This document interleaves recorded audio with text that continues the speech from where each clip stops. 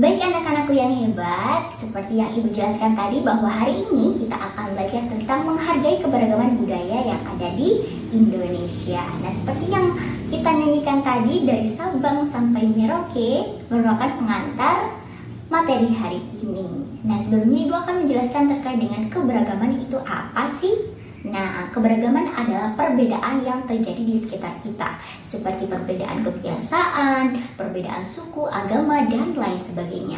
Nah, untuk keberagaman budaya di Indonesia ini merujuk pada berbagai macam perbedaan kebiasaan, kesenian, budaya, bahasa, agama, dan sebagainya yang terjadi di masyarakat Indonesia di berbagai wilayah di Indonesia. Nah, yang kedua adalah faktor penyebab perbedaan atau keberagaman budaya di Indonesia itu ada tiga, yaitu letak wilayah strategis Indonesia, yang dimana kita tahu kalau misalnya Indonesia itu terletak pada dua benua dan dua samudra yang merupakan jalur perdagangan internasional. Yang kedua, kita tahu kalau misalnya Indonesia itu terdiri dari negara yang terdiri dari berbagai pulau-pulau, sehingga di mana pulau-pulau itu memiliki perkembangan budayanya sendiri-sendiri. Dan yang ketiga adalah kondisi alam yang bervariasi.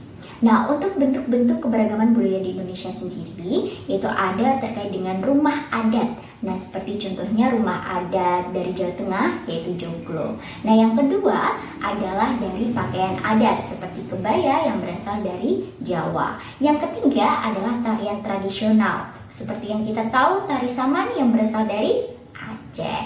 Nah, yang keempat adalah bahasa daerah, di mana masing-masing wilayah Indonesia memiliki bahasa masing-masing. Yang kelima adalah upacara adat. Nah, upacara adat ini seperti ngaben yang berasal dari Bali. Nah, untuk selanjutnya, manfaat apa sih yang kita rasakan dari keberagaman budaya di Indonesia? Yang pertama adalah menarik wisatawan luar negeri untuk bisa berkunjung ke Indonesia. Yang kedua adalah memperkaya kebudayaan nasional. Dan yang ketiga adalah memperkuat identitas bangsa. Nah, selanjutnya, cara kita untuk melestarikan budaya di Indonesia itu bagaimana sih?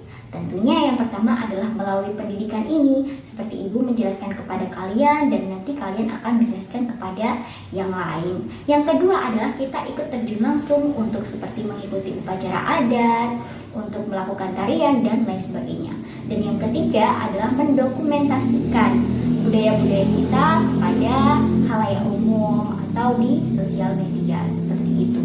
Nah, dari sini Ibu berharap kalian sudah mengerti artinya keberagaman di Indonesia. Maka dari itu kita harus saling menghargai atau saling toleransi di antara satu budaya dengan budaya yang lain, di antara satu agama dengan agama yang lain, seperti itu.